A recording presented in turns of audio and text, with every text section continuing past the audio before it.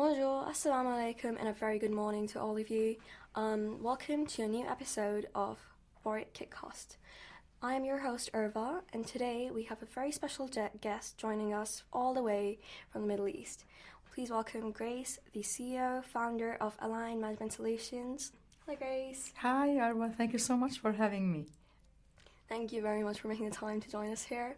Today's episode is going to be based on work, AI, and the Middle East. So let's start with our questions for today.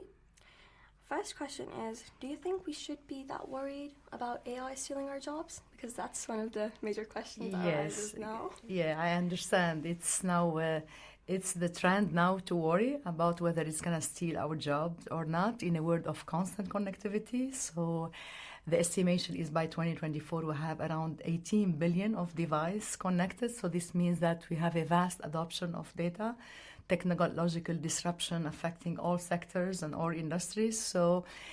But rather AI is not going to steal our jobs. I see it creating new opportunities for human centricity, for creativity, and for strategic thinking. So by having AI handling the routine task, the repetitive task, we're freeing ourselves and we're focusing more on empathy, on problem solving, on data-driven decision making, and on really taking the intelligence to the next level. So we at Align Management Solution, we view AI as a tool to optimize processes, to innovate, and to unlock the potential, as well as driving greater value with focus on social impact and on sustainability. And I believe that the future of work will depend on how well we adapt and we implement AI, opening doors for new opportunities for maximized value and really building a much better world through AI and connectivity. Yeah, I think it's really important. It's important for us to adapt to it instead of be afraid of it, because then that kind of takes away from its benefits. Of course. And how do you think, because you're from the Middle East and you also work a lot in Europe, in Paris and in London, how do you think the working environment is different in all of these different contexts? Yeah, I feel I'm privileged having worked across the Middle East, Europe, and North Africa. I've observed that these cultural nuances are really influencing the way we build our interaction, our collaboration, and connectivity with people in the Middle East, being rooted in the Middle East, not only in the Middle East, in Lebanon, in some of the mountains by both sides of my parents. So I believe that I have been really developed my skills of believing in the personal relationship, so which is critical in the Middle East. The trust, the respect, and connectivity is critical to building businesses. This comes first, whereby in European context, it's more about directness, it's more about living and working in certain boundaries and limits within rules and restrictions. So as a leader, I approach these differences between culture by being very much sensitive to the culture being at the heart of everything we do. And we need to adapt communication styles, the decision-making processes, and every cultural collaboration we make. And we need to respect and align with local culture, and so that we can foster effective communication. Where do you feel working more? Where do you like working more? This is just a personal question. I get used to the blend, actually. It's becoming part of the DNA to be a global citizen. Yes. So I feel like every month I have to just make a trip. So it's really the era of being a global citizen. I love a lot being indulged and immersed in the Middle East, the dynamics there, the huge investments, high ambitions is really part of being who I am, aiming high and embracing, bold ambitions. At the same time, I really enjoy Europe by all its nature, the discipline there. So it makes me this balance between both cultures. So I feel really privileged, and sometimes I feel like I'm welcomed by Europe, like your invitation here to. People are curious to hear more about what the Middle East is doing. So I think I'm privileged to get this to Europe. And from both sides, again, I respect all of the legacy in Europe, and we learn from the culture there. And it's only we're only merging. So I believe like there is no one place which is really gonna be the recipe for success. So I believe that the world is getting closer, and with the mix of every culture, every globalization happening. That is very true. Okay, you worked with PMI for over a decade, right? So how has this interest come about, and how's your experience been working with them? Yeah, actually, this started with my passion to the project management as a field, being a practitioner in the project management and consulting landscape. What fascinates me about project management is the mix between understanding business and strategy, and definitely being good at the technicalities, understanding scope, the budgeting, the quality, and the human leadership, where you need to balance constraints, you need to manage stakeholder engagement, decision making, and so on. So I think this was basically the motivation behind the project management itself, being involved in everything that turn idea or sometimes dreams into reality. So this is the nature of the project management, that is always very dynamic, and the curiosity that I have to see things that are started on paper and then we see them being realized. This is the major drive for me. And then my path crossed with PMI, in 2004 when I founded the Lebanon chapter, and I spent around a decade as a volunteer for PMI. I think this is the passion to serve the community through project management, through more projects being successfully implemented. And I think this feeling part of this community that is thriving for excellence in project management is something very much motivating. And definitely the role that I took progressively with PMI, it was exciting for me to get to be the first to build PMI's presence in the Middle East, North Africa, where it was aligned with PMI's strategy to take project management to an executive level. So this is where I started capitalizing on my experience as an executive in the Middle East, and try to make sure executive leaders understand that change happens through project management, and there's a connection between strategies, initiatives, and what happened really at the project management landscape. So this was really exciting to get this advocacy around project management and to elevate it to that level. And this is where the first partnership happened through these alliances that we built over the years. And what has been more exciting for me, when PMI asked me to lead the PMI as a managing director for the past 4 years, it was an amazing and exciting experience to lead the growth for PMI, to build the enablers for success at the government level, at the B2B level, and to see more and more communities and chapters being empowered to serve the community and elevate the world through more projects happening in place successfully, and definitely with the respect of the sustainability and the SG goals. After doing so much work with PMI and leading it for so long, it was clear you would be moving on to further things, and then you established Aligned Management Solutions. At your own advisory firm now, there is, as we discussed, exceptional value with AI. How do you think you see the field evolving further with AI and talent strategies and future markets? Yes, indeed. After achieving great highlights for PMI, one of which is leading, triple revenue over the past 4 years. And it was, for me, time to take it to another chapter, where I had already established online, but I had quartered it last year in Dubai. The vision is to align, as per the name of the company, to align the AI and innovation to strategies and to business processes, and definitely with more people involved and trained and capable to take on all of these transformations. I believe that the key for success is not the solution itself. The solution is an enabler.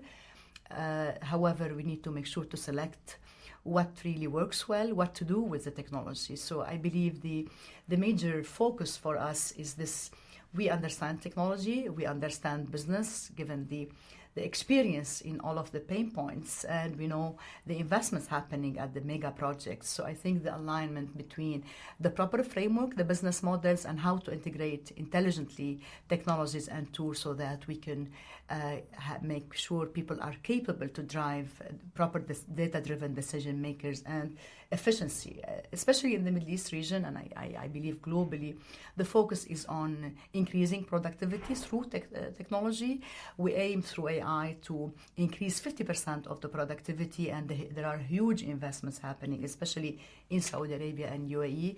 So all of which aim at the end of the day, in the end, we need to make sure we have much more productivity in place.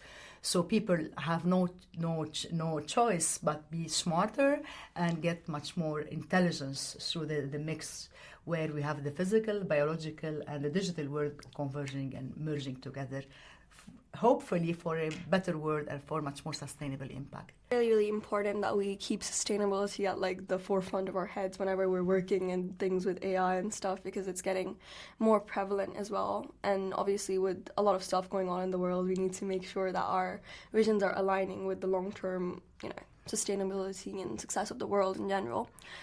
But, we talk a lot about success and how things make us successful. But, as a leader who's worked so many years, there must be some moments where you've had to develop that resilience, have had to go through some aspects of failure. Do you have any such defining moment so that we can, as students, learn from it?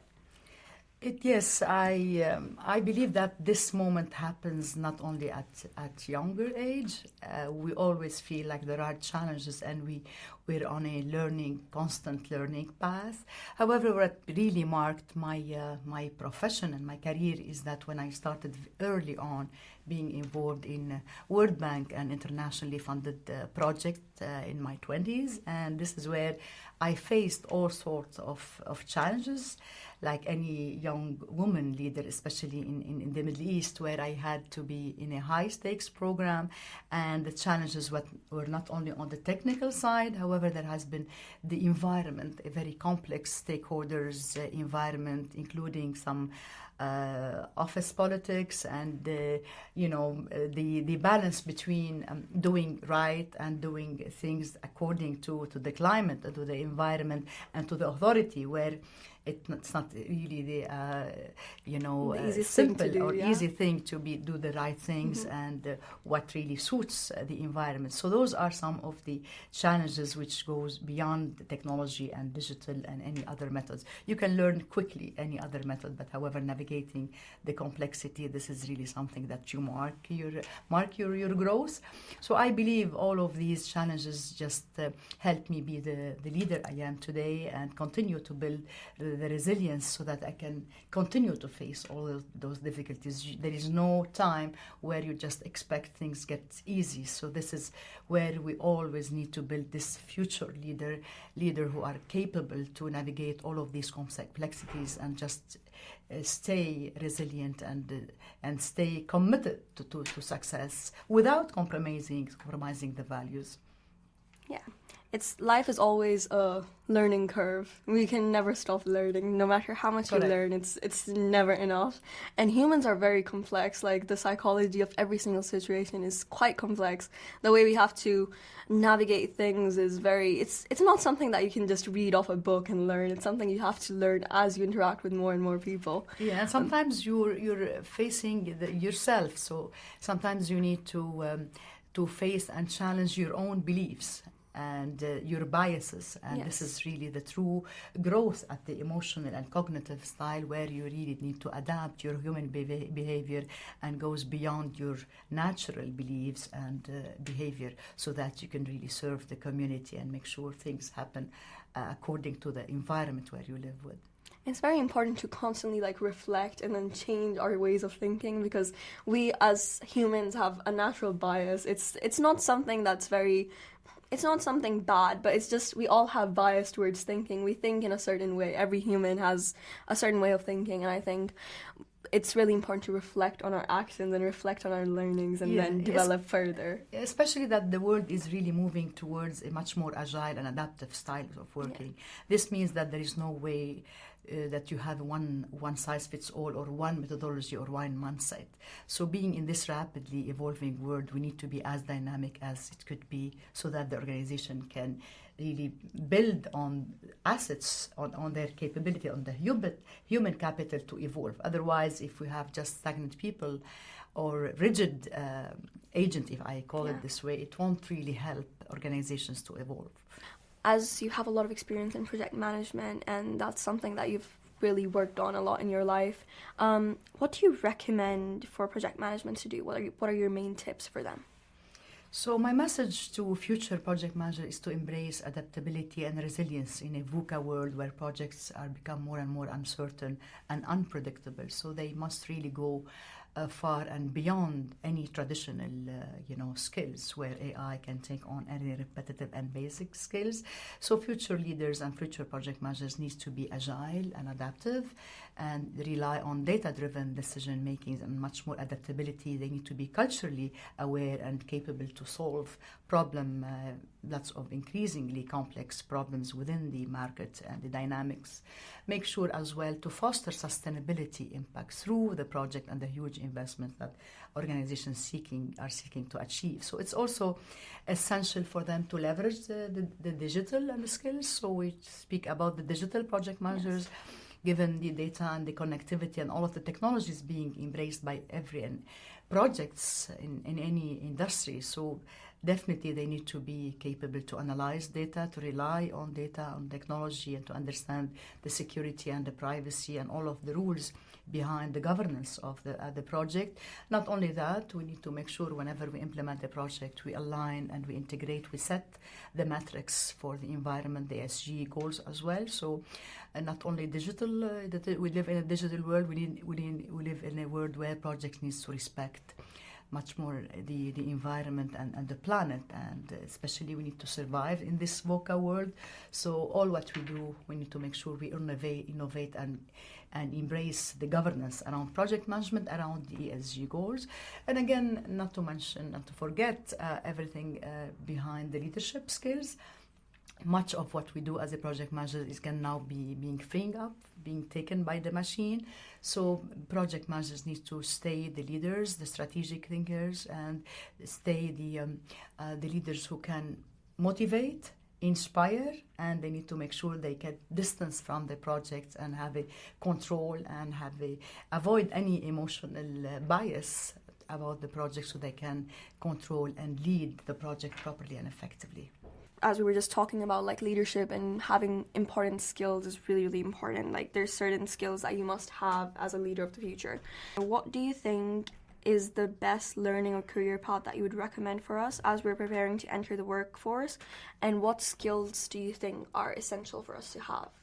Yes, I believe, especially in this world of constant change and very complex market, the competition is very high. Opportunities sound sometimes limited.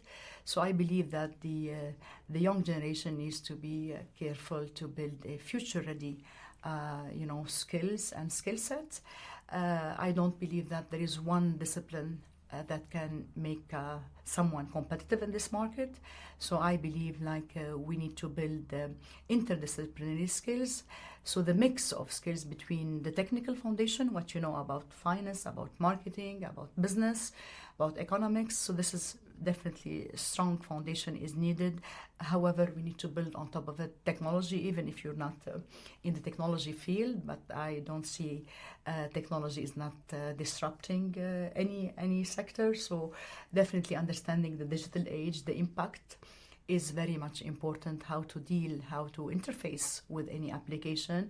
And the leadership and the business mindset is very much important, taking the skills and knowledge to a strategic level on what really impact properly and what drive change, what influence the positive communities and positiveness around us. Every single organization is seeking to serve the community, to serve the nation, and through the technology, and to offer really a high quality service for its clients.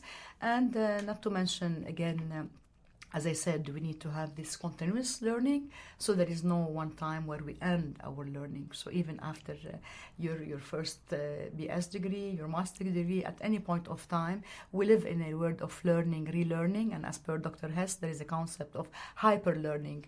So we need to learn as rapid as the technology is really affecting our lives. So this is very important.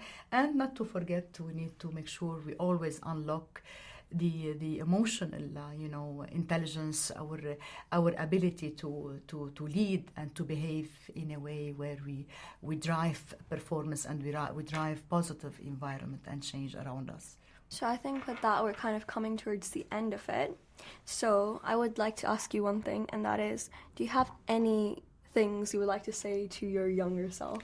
Yeah, I like these questions because I think I always carry inside me this young me. So it feels like even with the number of years of experience that sometimes I'm being reminded during the interviews, but there is this young voice inside me that always tells me stay young, stay fresh, despite the fact that we need to build this wisdom around learning from experience. We need to keep the fresh attitude as being learner, just embrace a life of curiosity and not fear. Fear shouldn't be a factor, and this balance between being wise and being youth, this is a very important in life. So we shouldn't be embarrassed or intimidated by any failure. Just keep moving on, have a strong self-confidence, and just believe in the simplicity. Sometimes the simplicity that I embrace in myself, combined with the in-depth science, it makes me feel different. So I'm enjoying being different, and I say to myself, stay different, stay young as you are, and just keep on shining. So thank you very much, Grace, for making time and coming all this way to our campus. It's really, really been an honor having you here. And we will be having the event as well this evening. Obviously, well, you can't hear it on the podcast, but thank you so much for making this time, and we're really, really honored that you gave us your insight and your advice, and it's going to be really valuable for us. And thank you so much for tuning in and listening to the show today. This was Irva. Make sure you are following and subscribing to all of our channels, YouTube, Instagram at Warrior Kickstart, and just stay up to date because we're going to be releasing some really, really interesting content. Thank you very much.